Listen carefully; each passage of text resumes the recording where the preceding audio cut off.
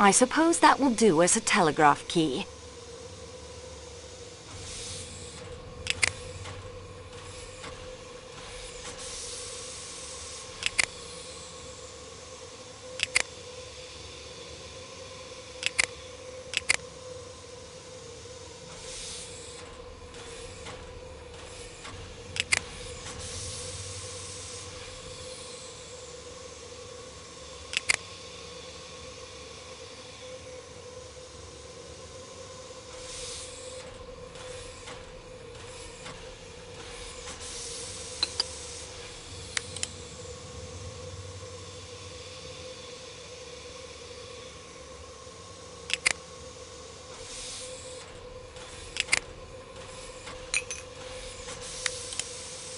While that item may be useful here, I need to do something else first if I want to avoid making a mess.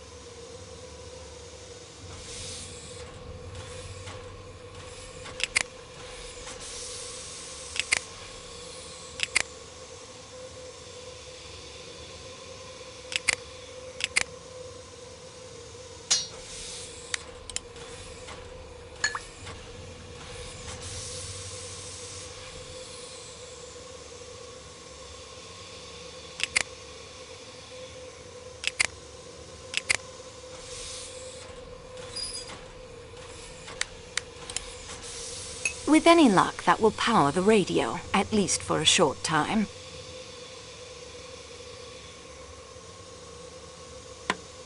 There, the radio is ready to be used. Superb, mademoiselle. You do not need to learn the Morse code if you have the book as reference.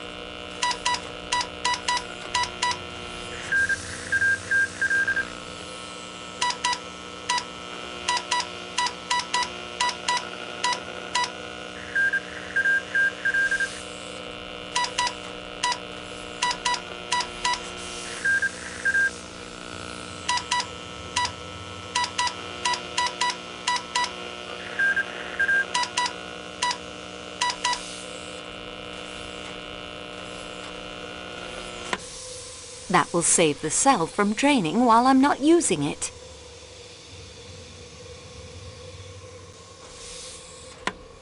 There, the radio is ready to be used.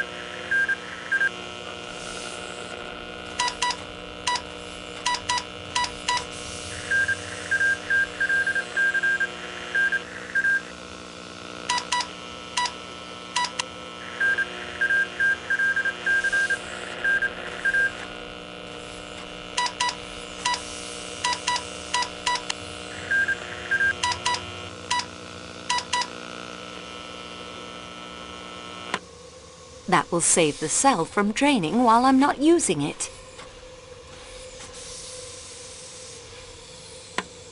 There, the radio is ready to be used.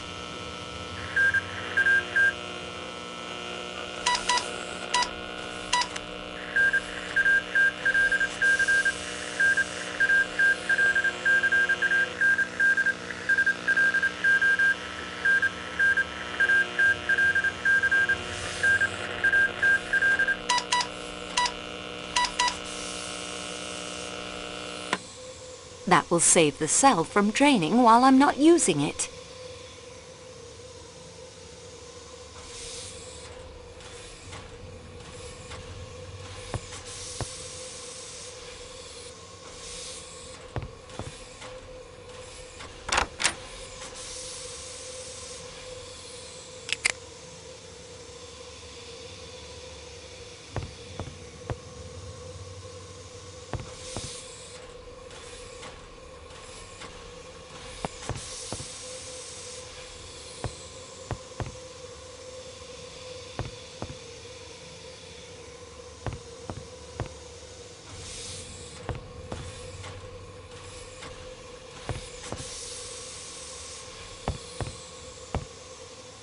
Mademoiselle Debenham, I must ask you why you lied to me earlier.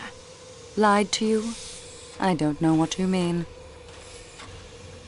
You told me you had never been in America. What makes you think I have? Information received, as the English police say. You concealed the fact that you lived in the Armstrong household. And what, may I ask, was I supposed to have been doing there? You were governess to Helena Gilbert, Mrs. Armstrong's young sister, and you would have no doubt been governess to little Daisy when she was old enough. You appear to have found me out. And the reason for these evasions? I have my living to get. You must know how hard it is for a girl to get and keep decent employment. I had been detained and questioned in connection with a murder case. Do you think that any nice, ordinary, middle-class Englishwoman would want to engage a girl with those references as governess to her daughters? Even if no blame attached to you, there would be the publicity. Yes, we have it hard enough getting on, don't we? Without all of that additional baggage. I understand very well. I thought you would know what it is like. I am the hardest working employee in the office, yet I remain at the lowest wages. And I've worried more than once how my employer, Monsieur Booth, will react when he learns of the avalanche, Monsieur Poirot's accident, the murder. I'm not to blame, but... But somehow you will be blamed. It's not fair. It's just the way things are. You could have helped the investigation. How? Is it possible, Mademoiselle Debenham? Call me Mary, please. Mary, is it possible you did not recognize Countess Andrenyi? Recognize her? From the society pages, you mean? She is Helena Gilbert, the young sister whom you taught in New York. Helena. It is true she reminded me of someone. It puzzled me. She looks so different now, so elegant. How could I connect her with a little American schoolgirl? I admit I looked more closely at her clothes than her face, and I had my own preoccupations. Not now, when it's all over, when it's behind us. Antoinette, those words refer to a private matter of my own. I can't tell you. I can't. Thank you, Mademoiselle Debenham.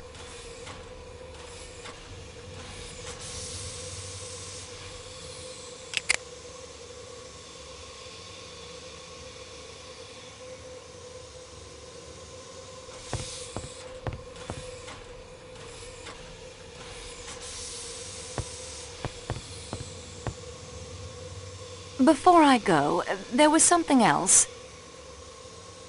What is the name of the conference you are addressing in London? Why, it is the International Society of Gastrointestinal Physicians.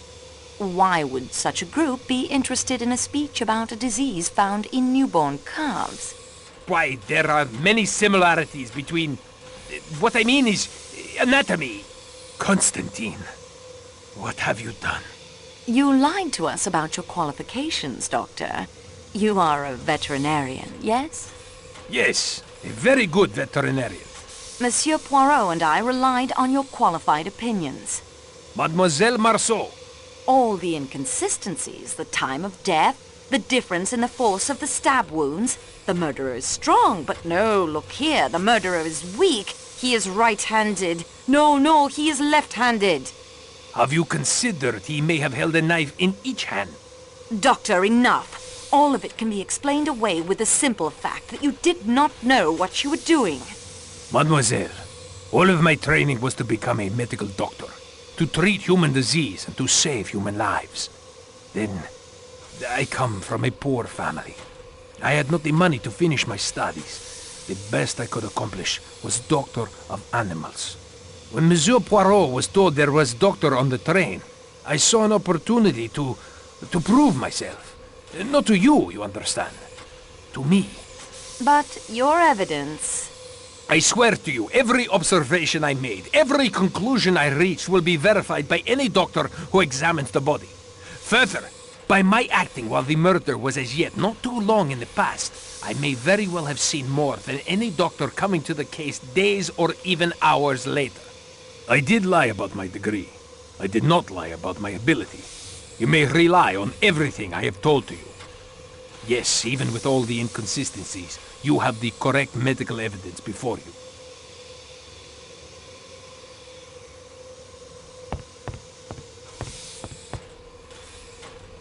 I'm sorry. I don't think I'm quite done yet. Your name is Helena, isn't it? Not Elena.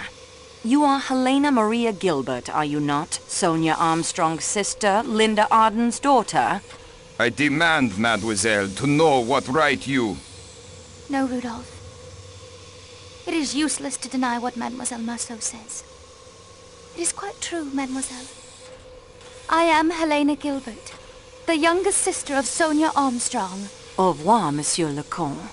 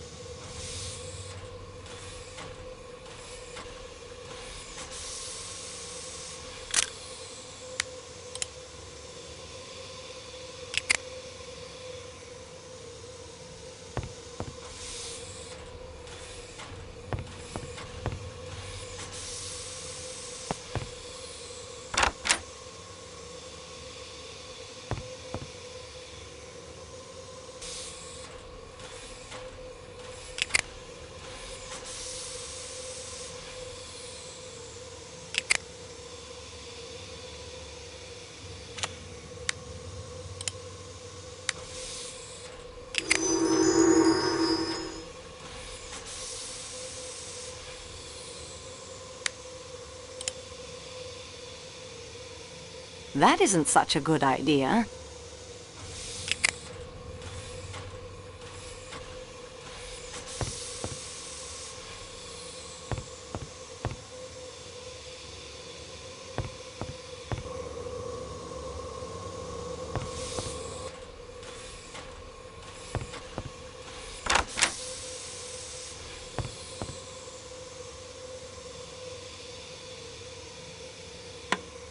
There, the radio is ready to be used.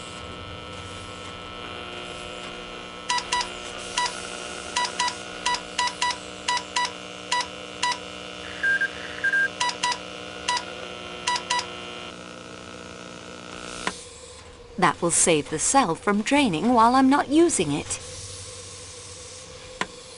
There, the radio is ready to be used.